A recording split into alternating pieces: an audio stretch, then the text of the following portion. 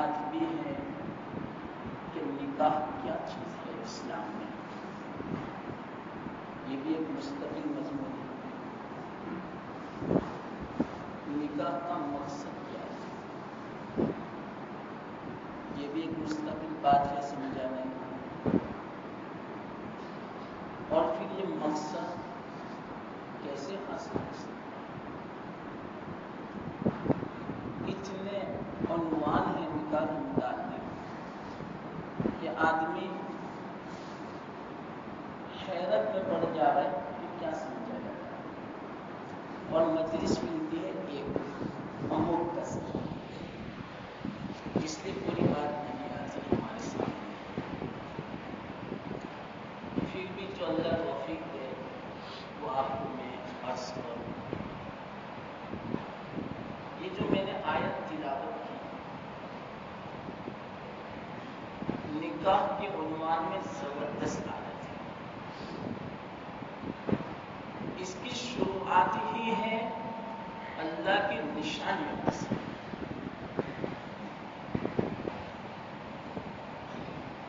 کہ اللہ موجود ہے، اللہ ایک ہے، بہت ساری نشانیاں ہیں، آسمان، چاند، سورج، زمین، سمندر، ہم انسانوں کو پیدا کرنا، کتنی نشانیاں ہیں۔ لیکن اللہ تعالیٰ نشانی کون سی بیان فرماتے ہیں معلوم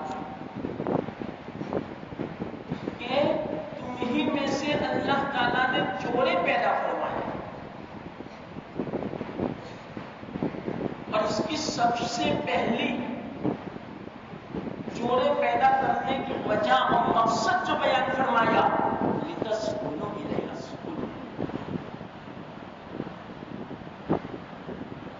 میں صحیح کہتا ہوں، اس زمانے میں بھی اگر آدمی صحیح معنوں میں نکاح کرے، سنت کے مطابق ہو، اور نکاح کے بعد اس کی زندگی سنت کے مطابق ہو، یہ ہو نہیں سکتا کہ اس کو دنیا میں سکون نہ ملے۔ انشاءاللہ وہ بیوی ایسی ہوگی جو باعث سکون ہوگی، دیکھنے کے بعد خوشی کا سبب بنے گی، اور اس سے اولاد جو پیدا ہوگی ایسی ہوگی جو آنکھوں کی ٹھنڈک بنے گی۔ اللہ تعالیٰ نے یہ بات بیان کی، اس میں ذرہ برابر شائبہ جھوٹ کا نہیں ہو سکتا، شک ہو ہی نہیں سکتا جو اللہ تعالیٰ فرمائے۔ لیکن آج کل ہم دیکھتے ہیں شادی کرنے کے بعد اکثر لوگ شکایت کرتے ہیں کہ ہم پریشان ہیں، بیوی کے بارے میں بھی، اولاد کے بارے میں بھی، کاروبار کے اعتبار سے۔ حالانکہ نکاح کے فوائد میں سے اللہ تعالیٰ ایک فائدہ یہ بھی بیان فرماتے ہیں کہ اللہ تعالیٰ دولت اور غنا نصیب فرماتے ہیں نکاح کی برکت سے۔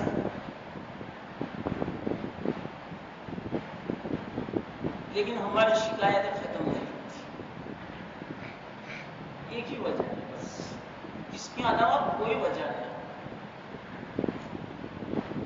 سنت کے خلاف زندگی گزارنا، بس یہی وجہ ہے، اس کے علاوہ کوئی وجہ نہیں۔ نکاح بھی سنت کے مطابق ہو، نکاح کے بعد کی زندگی سنت کے مطابق ہو، پھر بعد میں دیکھنا دنیا میں جنت کا مزہ نہ ملے۔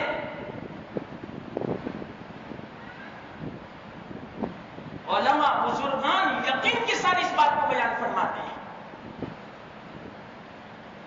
یہ جنت دنیا ہی سے شروع ہو جائے گی اگر ہماری زندگی سنت کے مطابق ہوگی۔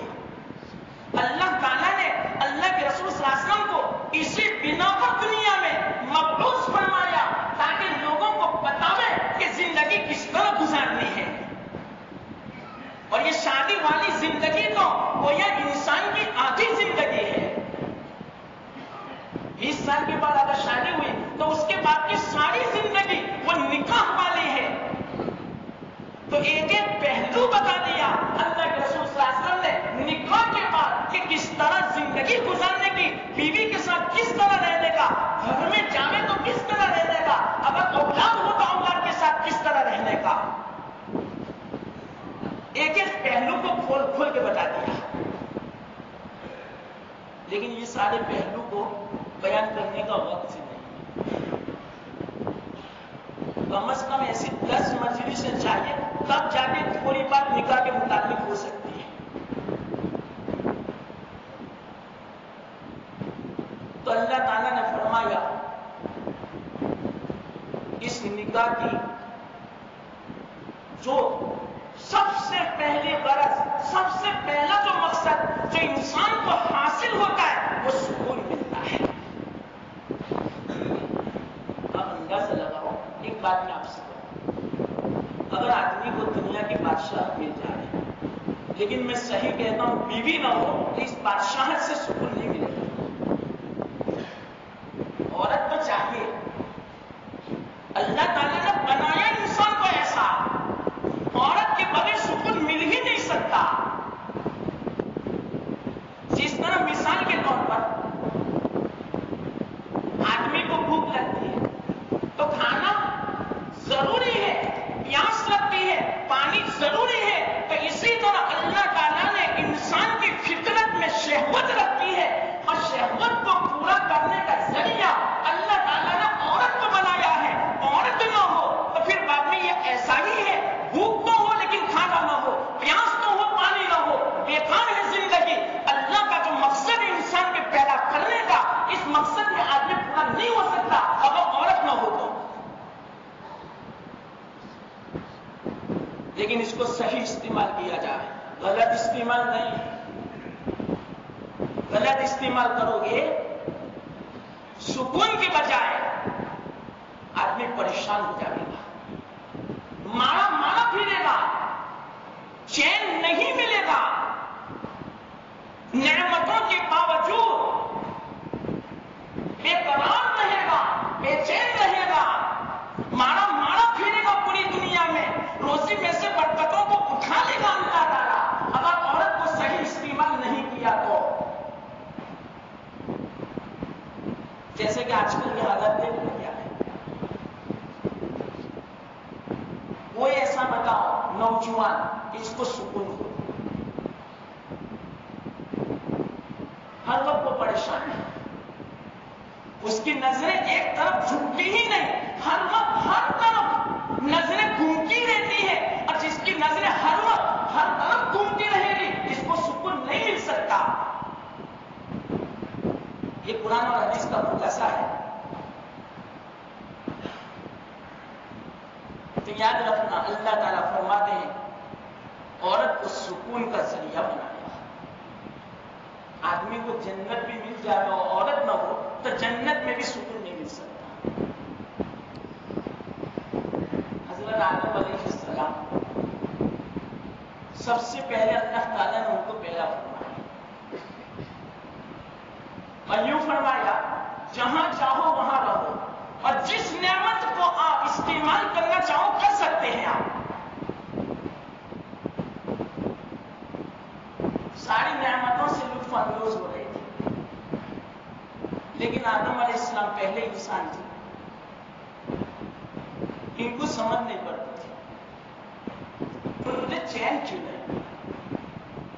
اتنی ساری نعمتوں کے باوجود جنت کے مالک بنا دیے. اور جنت کی نعمت آپ کو معلوم ہے کتنی عظیم نعمت ہے جس کا مقابلہ پوری دنیا مل کے نہیں کر سکتی. لیکن اس کے باوجود سکون نہیں ملتا. آدم علیہ السلام کو پہلے انسان ہے، ان کو پتا نہیں کہ کیا وجہ ہے، سکون کی چیز کی کمی کیا ہے. اللہ کو تو معلوم تھا. لیکن میں کیا سمجھا رہا ہوں کہ یہ جو عورت ہے سکون کا سبب ہے. ایک مدت کے بعد اللہ تعالیٰ نے حضرت آدم علیہ السلام کی بائیں پسلی سے حضرت حوا علیہ السلام کو پیدا فرمایا۔ اللہ کے رسول صلی اللہ علیہ وسلم بھی عجیب بات بیان فرماتے ہیں کہ یاد رکھنا، عورت کو بائیں پسلی سے پیدا فرمایا، اور وہ بھی وہ پسلی جو سب سے اوپر والی، جو سب سے زیادہ ٹیڑھی ہوتی ہے، اور وہ پسلی جو دل سے قریب ہوا کرتی ہے، اس پسلی سے عورت کو پیدا فرمایا۔ تو عورت کے اندر ٹیڑھا پن ہونا یہ تو اس کی خوبصورتی کی علامت ہے۔ عورت جو سیدھی ہو، جس طرح آدمی چاہتا ہے کہ میرے اشاروں پہ چلے عورت، میں جو کہوں حاضر ہونا چاہیے، میری طبیعت کے خلاف ایک قدم نہیں اٹھانے کا، یہ ہو نہیں سکتا۔ عورت کو اللہ نے ٹیڑھی پیدا فرمائی، تمہاری طبیعت کے خلاف ضرور ہوگی۔ جو عورت تمہاری طبیعت کے خلاف ہو، یہی صحیح معنوں میں عورت ہے۔ اگر سیدھی ہونے تو یہ عورت نہیں ہے، بلکہ تعجب کرنا چاہیے جس کو وہ سیدھی ہوئے، کیوں کہنے کا یہ عورت تیری فطرت تو ٹیڑھی ہے، تو فطرت کے خلاف کیسی ہے تو سیدھی؟ یہ بڑی تعجب کی بات ہے، یہ میرے لیے خوشی کی بات ہے۔ لیکن ہم ہیں کہ ٹیڑھے پن پہ غصے ہوتے ہیں، اور جب وہ سیدھی ہوتی ہے تو اس کا احسان بھی نہیں مانتے بیچارے کا۔ تو بائیں پسلی سے جب ان کو پیدا فرمایا، بڑی تفصیل ہے اس میں بھی کہ کیسے پیدا فرمایا، کب پیدا فرمایا، ایک مجلس میں ساری باتیں نہیں آ سکتی۔ جب پیدا فرمایا، حضرت حوا سامنے بیٹھی تھی۔ روایتوں میں آتا ہے اللہ تعالیٰ نے ایسا حسن و جمال عطا فرمایا تھا حضرت حوا کو، ایسا کسی کو نہیں دیا۔ آدم علیہ السلام کی جب سب سے پہلے نظر پڑی، نظر پڑتے ہی سکون کی لہر دوڑ گئی کہ ہاں، جس چیز کی میں کمی محسوس کر رہا تھا، اس چیز کی کمی تھی۔ اب بغیر سننا بے قابو ہو گئے۔ انسان ہے، یاد رکھنا، اللہ تعالیٰ نے ایک خواہش رکھی ہے، یہ عیب نہیں ہے بلکہ اچھی چیز ہے۔ خواہش کا ہونا بلکہ خواہش کا نہ ہونا یہ عیب ہے، یہ بیماری ہے۔ اسی بنا پر اللہ تعالیٰ نے کسی نبی کو نامرد نہیں بنایا، بلکہ ایسے بہادر تھے، اور ایسے اللہ جتنے بھی انبیاء تشریف لائے ان میں اوپر سے اللہ کے رسول صلی اللہ علیہ وسلم ہمارے آقا محمد مصطفیٰ صلی اللہ علیہ وسلم کو اللہ تعالیٰ نے جو قوت عطا فرمائی تھی، محدثین فرماتے ہیں، علامہ ابن حجر اسقلانی رحمۃ اللہ علیہ فرماتے ہیں کہ اللہ کے رسول صلی اللہ علیہ وسلم کو دنیا میں جنتی 40 آدمیوں کی قوت عطا فرمائی تھی، اور جنت کا ایک نوجوان دنیا کے 100 نوجوان کے برابر، تو گویا اللہ کے رسول صلی اللہ علیہ وسلم کی طاقت یہاں کے 4000 نوجوانوں کے برابر تھی۔ اور اللہ تعالیٰ نے ہر نوجوان کے اندر جو صحت مند ہوتا ہے 4 بیویوں کی طاقت رکھی ہے، تو 4000 نوجوانوں کی طاقت، 16000 بیویوں کی طاقت، تو اللہ تعالیٰ نے ہمارے آقا محمد مصطفیٰ صلی اللہ علیہ وسلم کے اندر 16000 عورتوں کی قوت رکھی تھی۔ قوت میں بھی سب سے افضل، سب سے ممتاز ہمارے آقا۔ تو جیسے حضرت حوا کو دیکھا، آدم علیہ السلام بے قابو ہو گئے، ان کو پکڑنا چاہا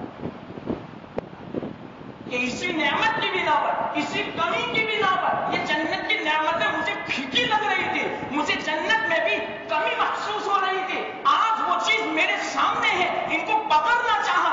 اللہ تعالیٰ نے فرمایا اے جبرائیل، ان سے کہو اس عورت کو پکڑنا ابھی آپ کے لیے حرام ہے۔ جنت کا ماحول ہے، فرشتے موجود ہیں، ادھر آدم علیہ السلام فرشتے، آدم علیہ السلام نبی ہے،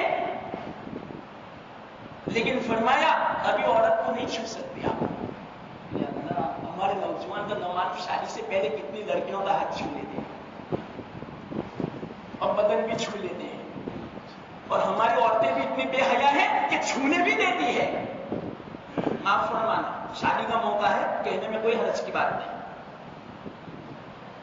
اتنے بے حیا ہو چکی ہے آج، اسی لیے تو سکون نہیں ہے گھروں میں. تو کیا فرمایا، یہ آدم ان کو چھو نہیں سکتے جب تک کہ آپ کا نکاح نہ ہو جاوے. نکاح کے بعد آپ کے لیے حلال ہے، نکاح سے پہلے حرام ہے اس کا چھونا. لیکن نکاح کیسے ہو؟ اب جنت میں نکاح ہو رہا ہے. یہ جو نکاح کا عمل ابھی جو جمعہ کے بعد ہونے والا ہے، یہ تو جنتی عمل ہے. آدم علیہ السلام نے فرمایا یہ عورت میرے لیے حلال کیسے ہو، میں کیسے اس کو چھو سکتا ہوں؟ جبرائیل علیہ السلام نے فرمایا نکاح ہوگا. میں نکاح میں کیا ہوگا؟ آپ کو مہر دینی پڑے گی. مہر کے بعد یہ عورت آپ کے لیے حلال ہوگی. اسی بنا پر یاد رکھنا، جو شوہر دنیا میں کسی عورت سے نکاح کرنا چاہے اور اس کی نیت یہ ہو میں مہر نہیں دوں گا، تو یاد رکھنا اس کا اپنی بیوی سے ہم بستری کرنا یہ زنا ہے. اس لیے مہر کو معاف مت کراؤ زبردستی بیچاری کو. مہر دے دینا چاہیے اور خوش دلی سے دینا چاہیے، اور جہاں تک ہو سکے اپنی حیثیت کے مطابق زیادہ دینا چاہیے. آج کل مہر بھی بہت کم دیا جاتا ہے. شادی میں خرچہ ہوگا 10 لاکھ اور مہر دیکھو گے تو 5,000. کتنے افسوس کی بات ہے. یاد رکھنا یہ مہر تو گویا عورت کو خریدنا ہے. آج عورت کی قیمت 5,000. عید کی قربانی بھی 5,000 میں نہیں ملتی. کوئی بکرا لا کے دے دے گا اچھا 5,000 کا، اور بیوی تلاش کریں گے، اچھی تلاش کریں گے کہ اچھی ہو ہر اعتبار سے، اور قیمت کتنی 5,000. معاف فرمانا. تو کیا فرمایا مہر دینا پڑے گا آپ کو. لیکن مہر کیا؟ تو فرمایا غور سننا، عجیب مہر مقرر کیا اللہ تعالیٰ نے. یہ آدم اس عورت کو اگر اپنے لیے حلال کرنا ہے تو آپ کی اولاد میں سب سے اخیر میں ایک نبی کو میں بھیجنے والا ہوں جو خاتم النبیین ہوں گے، جو تمام انبیاء کے سردار ہوں گے. ان کی روح کے اوپر، ان کے اوپر آپ 3 مرتبہ ضرور بھیج دو کیا آپ کا مہر ہے. اس کی وجہ علماء نے بیان فرمائی عجیب کہ عورت حلال ہوئی حوا علیہ السلام درود شریف پڑھنے کی بنا پر. غور سننا، اگر درود شریف نہ پڑھتے تو عورت حلال نہ ہوتی. تو عورت کو حلال کیا گیا سب سے پہلے حوا علیہ السلام درود شریف پڑھنے کی بنا پر. اب اس کے بعد اولاد ہوئی، اور اولاد کے آج تک یہ ہماری اولاد، یہ جتنے بھی قیامت تک ہونے والی ہے اسی حوا علیہ السلام کی اولاد. لیکن وہ جو اولاد پیدا ہوئی وہ درود شریف کی برکت سے. ایسا کیوں کروایا معلوم؟ تاکہ قیامت تک آنے والے انسانوں کے لیے اللہ کے رسول صلی اللہ علیہ وسلم کا احسان ہو جائے کہ آپ کی بنا پر یہ دنیا کا وجود ہوا. اگر آپ نہ ہوتے تو دنیا نہ ہوتی. اگر اللہ تعالیٰ کو، اللہ کے رسول صلی اللہ علیہ وسلم کو وجود دینا مقصود نہ ہوتا، آج دنیا کا وجود نہ ہوتا، یہ آسمان اور زمین کا وجود نہ ہوتا، ہمارا وجود نہ ہوتا. یہ جتنا بھی وجود ہے، چاہے جنت ہو، چاہے دنیا ہو، آسمان اور زمین ہو، یہ سارا کا سارا آقائے مکی مدنی محمد مصطفیٰ صلی اللہ علیہ وسلم کے صدقے میں ہے. ہاں، میں یہ سمجھا رہا تھا کہ نکاح کیسی چیز ہے. جنت جیسی بڑی نعمت کیوں نہ ہو، لیکن عورت نہ ہو تو جنت میں بھی سکون نہیں مل سکتا. جنت کی نعمتیں پھیکی محسوس ہو گئے اگر عورت نہ ہو. اور اللہ اسی کو بیان فرماتے ہیں ہم نے جوڑے اسی لیے پیدا فرمائے تاکہ تم کو سکون کی زندگی ملے. تو ایک تو سبب سکون نکاح کا، کہ انسان آوارہ نہ گھومے، پریشان نہ گھومے، وہ سکون ملے. اور سکون کے بعد جس مقصد کے لیے اللہ تعالیٰ نے انسان کو پیدا فرمایا اس مقصد میں وہ پورا اترے. اللہ کی عبادت بالکل فارغ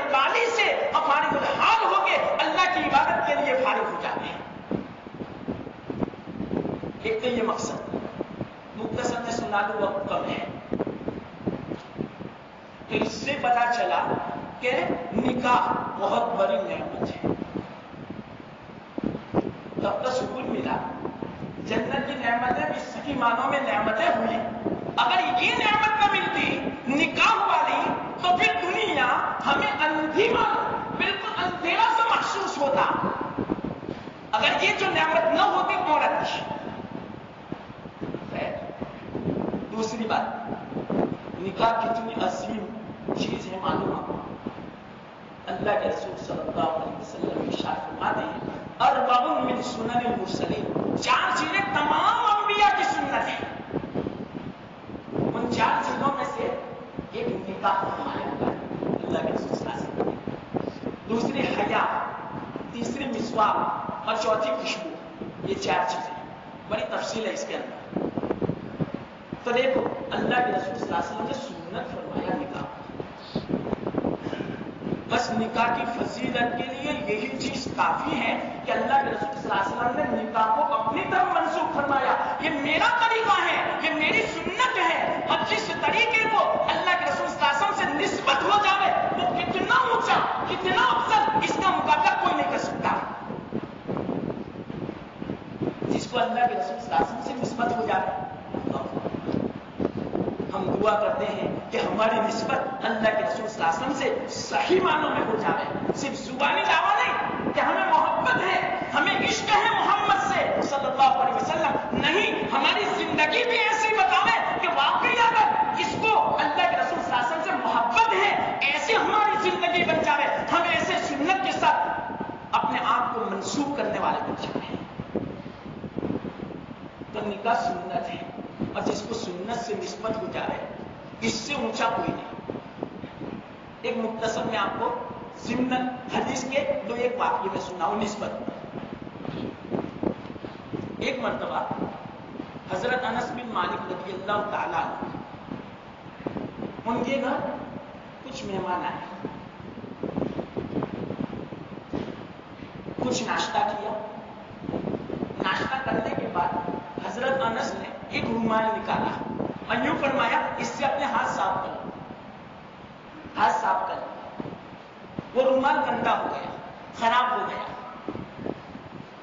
سیدھے حضرت انس بن مالک رضی اللہ تعالیٰ عنہ اس رومال کو تنور میں لے گئے. جلتا ہوا تنور تھا، آگ کے شعلے بھڑک رہے تھے. اس رومال کو اس میں ڈال دیا.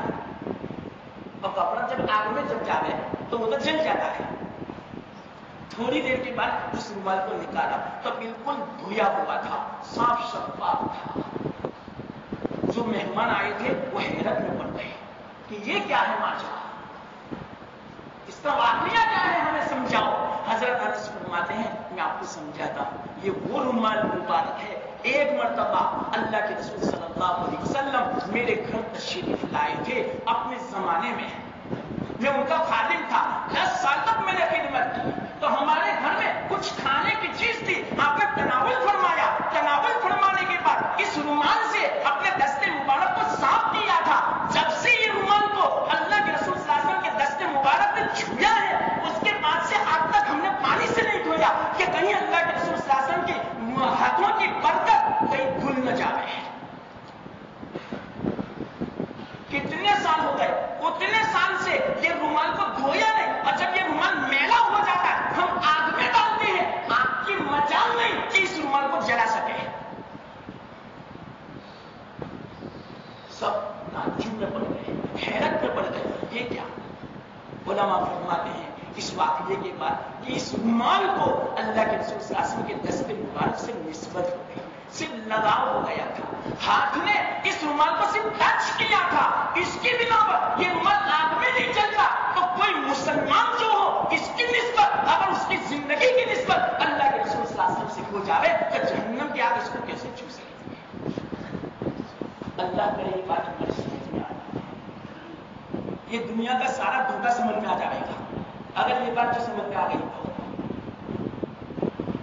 صرف ظاہری مشابہت کو اختیار کرے گا، اس پر بھی اللہ تعالیٰ نے کامیابی کے فیصلے فرمائے کہ میں اس کو کامیاب کر دوں گا. ایک مختصر واقعہ سنا. हजरत मूसा अलैहिस्सलाम के मुकाबले में जो जादूगर थे 1000 के करीब थे। उनके उस्ताद ने कहा था कि मूसा, उनकी बातों से ऐसा पता चलता है कि हो सकता है नबी हो और हो सकता है कि बड़ा जादूगर हो। वो तो ऐसा ही समझते थे पहले, लेकिन एक काम करना, अगर जो नबी हैं तो एक काम ये करना कि उन्होंने जो लिबास पहना है वही लिबास तुम पहन के जाना और उस वक्त उनका मुकाबला करना। ऐसा ही हुआ। बाद में चलकर जब मुकाबला हुआ, हजरत मूसा अलैहिस्सलाम को कामयाबी मिली। उस असा ने तमाम सांपों को निगल गया। बाद में वो जादूगरों ने ये जो मौजूदा देखा, सबके सब सजदे में गिर गए, अब मुसलमान हो गए। हजरत मूसा अलैहिस्सलाम हैरत में है, या अल्लाह ये क्या माजरा है कि मैंने ये मौजूदा जिसके लिए दिखाया था वो तो और ज्यादा सरकश बन गया और ज्यादा मेरा इनकार करने वाला बन गया और जादूगर मुसलमान हो गए। इसकी क्या वजह है? अल्लाह ताला ने कही, ए मूसा, इन जादूगरों ने मेरी महबूब की शक्ल इख्तियार की थी। या अल्लाह, मैंने इसलिए वाकया सुनाया, हो सकता है कि हमारी जिंदगी में उतर जाए, हमारे दिल में ये बात उतर जाए कि चलो हमारी जिंदगी तो ऐसी नहीं है कि 5 वक्त की नमाज तकबीर उला के साथ पढ़े, और हमारी जिंदगी ऐसी नहीं है जो सुन्नत के मुताबिक हो, तो कम से कम हमारा जाहिरी हुलिया, हमारा लिबास, हमारा चेहरा कम से कम हबीब पाक सल्लल्लाहु अलैहि वसल्लम जैसा हो जाए। इंशाअल्लाह अज़ीज़ इस पर भी मग़फ़िरत के फैसले हैं। एक फरज़नक शायर था हसन बसरी रहमतुल्लाह अलैह के जमाने में, मुख्तसर सुन लो। उनकी अहलिया का इंतकाल हुआ। जनाजे में हसन बसरी रहमतुल्लाह अलैह भी तशरीफ लाए नमाज पढ़ाने के लिए, और वो फरज़नक शायर भी था। हसन बसरी रहमतुल्लाह अलैह ने पूछा, है फरज़नक, लोग क्या बात करते हैं? रोने लगे। खबर सुनना। फरमाया, बोलते नहीं, रोते क्यों? ये लोग ऐसा कहते हैं कि आज के जनाजे में यहां पर जितने भी लोग बसते हैं उनमें सबसे बेहतर जो है वो भी तशरीफ लाए हैं, और जो सबसे बदतर जो है वो भी आया हुआ है। लेकिन वो कौन? कि सबसे बेहतर तो आप हैं और सबसे बदतर मैं। और रोने लगी, इज़ारो कर रहा। फरज़नक शायर, बहुत मशहूर वाक़या है। रोने लगे तो हसन बसरी रहमतुल्लाह अलैह ने फरमाया, जब आप इतने बदतर हो, रोते हो, तो आपने मरने के बाद के लिए क्या तैयार किया? रोने लगे। फरमाया, मेरे पास कुछ नहीं, बस एक बात है कि इस्लाम की हालत में बेबूढ़ा हुआ हूं, मेरी दाढ़ी सफेद हो गई है, बस इतना है इस्लाम की हालत में, और कोई मेरे पास अमल नहीं है। अल्लाह से उम्मीद रखता हूं ये सफेद दाढ़ी के बिना अल्लाह ताला कल क़यामत के दिन मेरे साथ मामला करने में शर्माएगा और मेरी मग़फ़िरत फरमा देगा। कि ज़ाहिर हुलिया मेरे हबीब पाक सल्लल्लाहु अलैहि वसल्लम जैसा है। चलो अजब बताओ, हमारी जिंदगी सही ना हो, हमारा ज़ाहिर हुलिया भी सुन्नत के मुताबिक ना हो, तो हम कल क़यामत के दिन क्या मुंह दिखाएंगे? ऐसा ही हुआ। फरज़नक शायर का इंतकाल हुआ। किताबों में ये वाक़या लिखा है। बाद में जो बुजुर्ग थे इनको ख्वाब में ज़ियारत हुई। फरमाया, क्या गुजरी कि अल्लाह ताला ने मुझे बुलाया अपने सामने, ये फरज़नक आओ मेरे सामने, चलो बताओ क्या किया तुमने दुनिया में? मैं रोने लगा, या अल्लाह मैंने कुछ नहीं किया, नाफरमानी मैंने की, मैं तो इस लायक हूं कि मैं जहन्नम में डाल दिया जाऊं। अल्लाह ने फरमाया, नहीं नहीं, एक बात करो, जिस वक्त आपकी बीवी का इंतकाल हुआ था और जनाजा हाजिर था, हसन बसरी के साथ तुमने जो बात की थी फिर से मेरे सामने लौटाओ। फरज़नक शायर ने कहा, कुछ उम्मीद बन रही है। फरज़नक शायर ने पूरी बात दोहराई तो फरमाया, बिल्कुल सही बात है, आपकी जिंदगी में ऐसे आमाल तो नहीं थे, लेकिन आपका ज़ाहिरी हुलिया मेरे हबीब के मुशाबे था। जाओ, इस ज़ाहिरी हुलिये के मुशाबात के बिना तुम इस लायक पर नहीं थे कि तुम्हारी मग़फ़िरत कर दी जाए, लेकिन आज मैं तुम्हारी मग़फ़िरत कर देता। ये है सुन्नत। तो इस निकाह को मामूली मत समझना, ये सुन्नत है। और सुन्नत की फजीलत मैंने आपको बताई। कुरान में एक आयत है, क्या अच्छी आयत है। फरमाते हैं, इस आयत का खुलासा बयान करता हूं कि अल्लाह ताला ने हर अमल का एक सवाब रखा है कि इतना ऊंचा और इतनी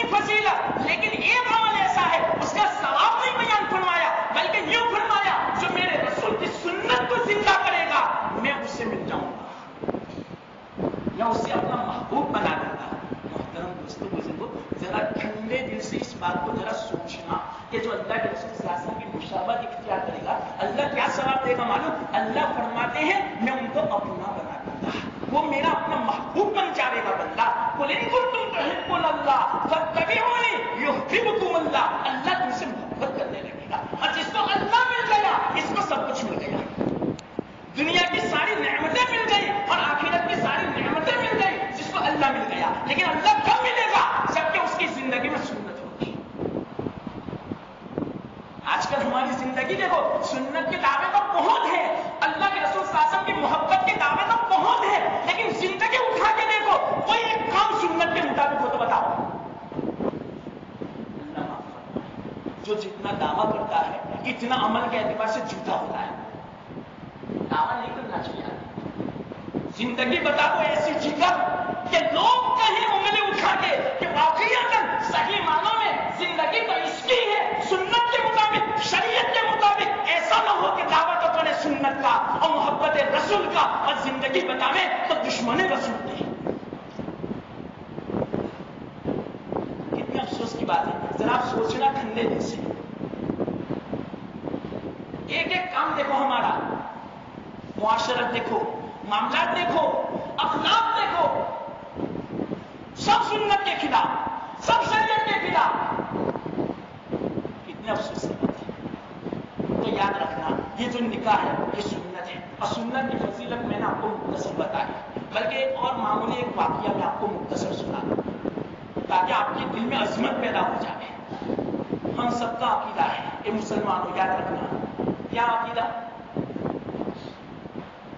अभी जिस जगह पर अल्लाह के रसूल सल्लल्लाहु अलैहि वसल्लम तशरीफ फरमा है, जिंदा है, हमारा अकीदा है, हयात है, हदीस में है, रोजी भी दी जाती है, खाना भी दिया जाता है, अल्लाह के रसूल सल्लल्लाहु अलैहि वसल्लम नमाज भी पढ़ते हैं।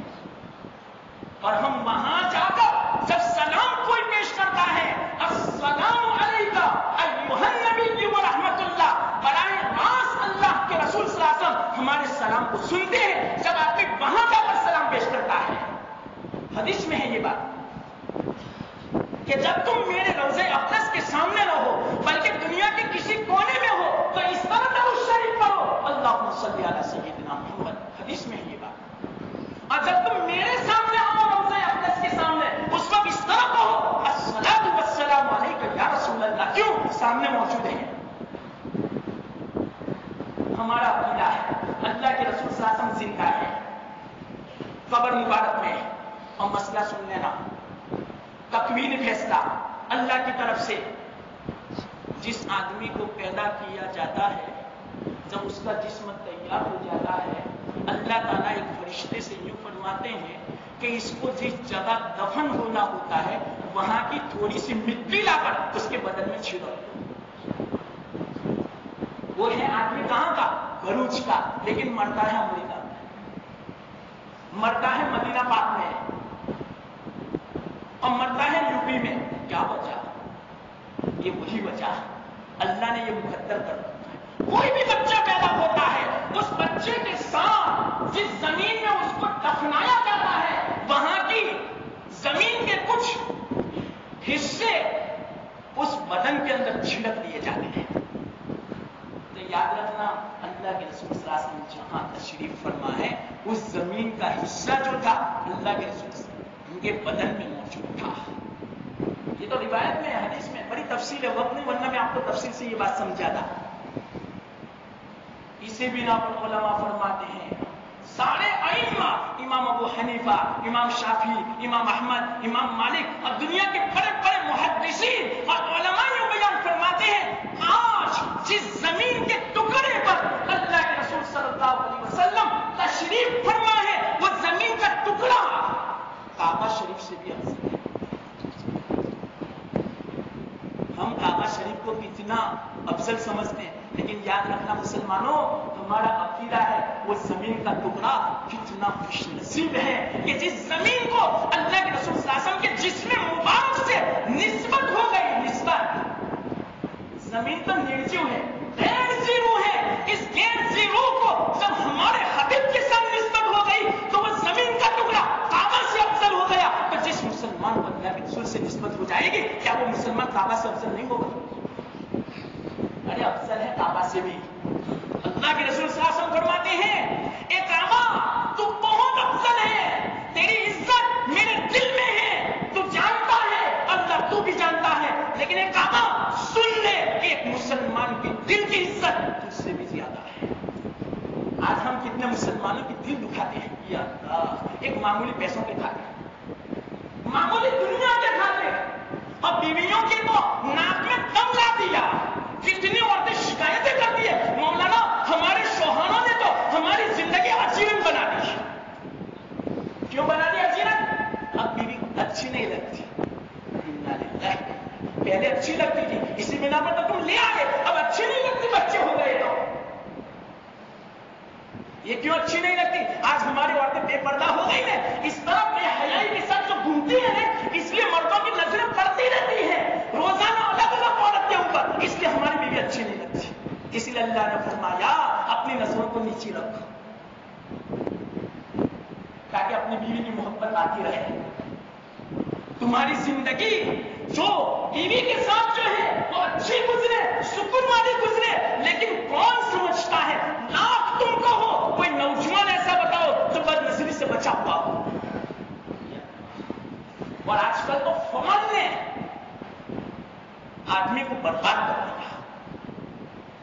جو کچھ تھا تھوڑا بہت اس کا دل میں اللہ کی محبت, اللہ کی طرف توجہ, وہ ساری ختم ہو گئی اس فون کی نحوست کی بنا پر. اس فون کو صحیح کوئی استعمال ہی نہیں کرتا. یہ فون یاد رکھنا, سن لینا میرا جملہ, جنت میں جانے کا بھی سبب بنتا ہے اور آج کل جہنم میں جانے کا سبب زیادہ بنا ہوا ہے. آج میں یہ کہہ رہا تھا اللہ کے رسول صلی اللہ علیہ وسلم کے ساتھ وہ زمین کے مٹی کے ٹکڑے کو نسبت ہو گئی تو کعبہ سے بھی افضل. اللہ کا تو عرش ہے نا, کتنا اونچا, کتنا بڑا. ہمارا عقیدہ ہے عرش سے بھی افضل وہ زمین کا ٹکڑا.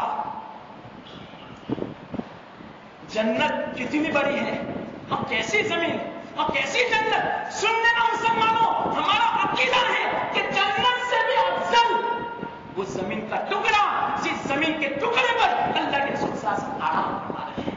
اللہ اکبر. یا اللہ تم نے ہمیں کیسا نبی دیا کہ جس نبی سے ایک زمین کے ٹکڑے کو نسبت حاصل ہو جاتی ہے, وہ جنت سے بھی اونچا, عرش سے بھی اونچا, کعبہ سے بھی اونچا. تو جس انسان کو نبی سے نسبت ہو جائے گی, اس کی زندگی کو نبی سے نسبت ہو جائے گی, وہ انسان کتنا اونچا, فرشتے سے بھی اونچا. سن لو, اور اگر نبی سے نسبت نہیں ہوگی تو یاد رکھنا شیطان سے بھی اونچا. وہ انسان شیطان کو بھی پیچھے کر دے گا, جیسے کہ آج کل انسانوں نے شیطان کو بھی پیچھے کر دیا. ہماری زندگی ایسی ہے. آج میں کیا کھول کھول کے بیان کروں, ایک مجلس میں کیسے بیان کروں کہ ہماری زندگی کیسی ہے. آج ہمارا معاشرہ دیکھو, ہمارا رہن سہن دیکھو, ہمارے معاملات دیکھو, ہمارا بازار کا حال دیکھو. قدم رکھنے کا جینا چاہے وہ ہماری لڑکیاں ہیں. یہ مت سمجھنا کہ ہماری لڑکی نہیں جاتی, ہماری بہن نہیں جاتی. ارے مسلمان کی لڑکی ہماری لڑکی ہے.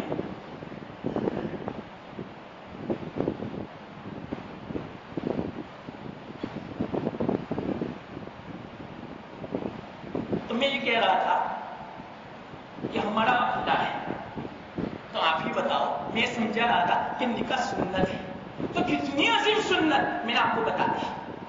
سنت سے نسبت ہو جاوے کوئی اللہ کے رسول صلی اللہ علیہ وسلم سے نسبت ہوگی, اور اللہ کے رسول سے نسبت ہو جائے, سن لینا میرے مسلمان بھائیوں, اس کو جہنم کی آگ چھو نہیں سکتی.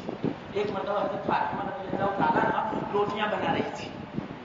اللہ کے رسول صلی اللہ علیہ وسلم فرمایا فاطمہ میری لگتے جگر کیا کرتی ہے؟ میں روٹیاں پکا رہی ہوں یا رسول اللہ, یا ابا جان لیکن میں بھی بنانے لگوں. تو کیا کوئی حرج کی بات نہیں. آج ہے کوئی آدمی ایسا جو اپنی بیوی کا ساتھ دے گا؟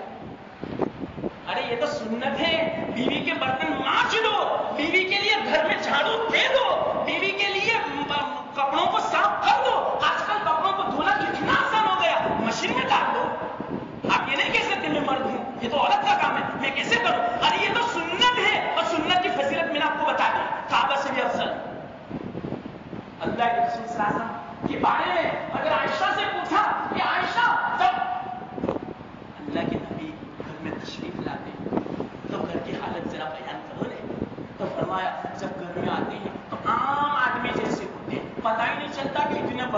ये क्या मतलब इसका? घर में अगर जो कचरा हो तो झाड़ू देने लगते हैं। आजकल किसी ने झाड़ू दिया और जो मालदार हो वो तो इंसल्ट समझता है, मैं झाड़ू दूं और कोई देख लेगा तो जल्दी से झाड़ू भी फेंक देगा। अरे किसी कोई देखने वाला हो तो ज्यादा झाड़ू देना चाहिए और इनको कहना चाहिए अल्लाह के रसूल की ये सुन्नत है। कपड़े भी धो देते थे, कपड़ा फट जाता था खुद अपने हाथ से सीते थे। तो हजरत फातिमा ने फरमाया ये मेरे अब्बा मैं रोटी पका, ठीक है अच्छा मैं भी पकाऊं ये का, क्या बनाऊं? अल्लाह के रसूल सल्लल्लाहु अलैहि वसल्लम ने एक थोड़ा सा आटा लिया और पकाया और इसको बनाई रोटी की शक्ल और फरमाया लो अब इसको तवे पर रखो। तवे पर रख 10 मिनट हुई, 15 मिनट हुई, चढ़ने का नाम नहीं, पकने का नाम नहीं देती थी। आधा घंटा हो गया। फातिमा ने पूछा अब्बा जान क्या हो जाए, रोटी पकती नहीं आपके हाथ की? जब उसको हाथ लगाया तवा गर्म था, रोटी ठंडी थी। अजीब बात, एकदम ठंडी जिस तरह नीचे होती है ऐसी। हजरत फातिमा ने अब्बा जान क्या राज है जरा बता दो मुझे। अल्लाह के रसूल सल्लल्लाहु अलैहि वसल्लम ने फरमाया इस रोटी को मेरे हाथ से निस्बत हो गई, जिसको मेरे हाथ से निस्बत हो जाती इसको आग नहीं छू सकती। तो मेरे मोहतरम दोस्त बुजुर्ग, एक मेरी आपको दरख्वास्त है, पैगाम है, इससे सबक लो। जब रोटी को दस्ते मुबारक से निस्बत हो गई तो आपने नहीं छूया तो हमारी निस्बत अल्लाह के रसूल सल्लल्लाहु अलैहि वसल्लम से हो जाएगी। तो जहन्नम की मजा है कि उस मुसलमान को वो छू सके। क्या हमें बचना नहीं है? क्या जहन्नम से बचना नहीं है? क्या जहन्नम का डर नहीं आप लोगों? जब जहन्नम का डर है सही मानों में तो फिर बाद में हमारी जिंदगी सुन्नत के मुताबिक क्यों नहीं है? चलो अच्छा है अल्हम्दुलिल्लाह के निकाह मस्जिद में हो जाता है, ये सुन्नत है। जुमा के दिन हो ये भी सुन्नत है, मुसलमानों के मजमे में हो ये भी सुन्नत है। अल्लाह करे बाद की जो मराहिल है अल्लाह करे वो भी सुन्नत के मुताबिक हो जाए और शादी से पहले जो कुछ है वो भी अल्लाह करे सुन्नत के मुताबिक हो जाए। कसम से मैं कहता हूं बाद में देखना इस सुन्नत का मजा जिंदगी में क्या आता है। सबसे नकद मजा वो मियां बीवी को सुकून मिलेगा, बरकतों वाली जिंदगी मिलेगी, अल्लाह की मदद शामिल हाल होगी, अल्लाह राजी होगा, इसके लिए जन्नत का फैसला फरमा देंगे और उसकी औलाद देख सारे आंखों की ठंडक बनेगी। अब मैं क्या बताऊं, वक्त काफी हो चुका। अब असल बात अब मुझे शुरू करनी थी, अब मैं असल लाइन पर आया बात समझाने की, लेकिन वक्त काफी हो चुका। जो अल्लाह ने मुझे कहने की तौफीक दी अल्लाह इसको कबूल फरमावे, हम सबको इस पर अमल की तौफीक दे। वो आखिर दावाना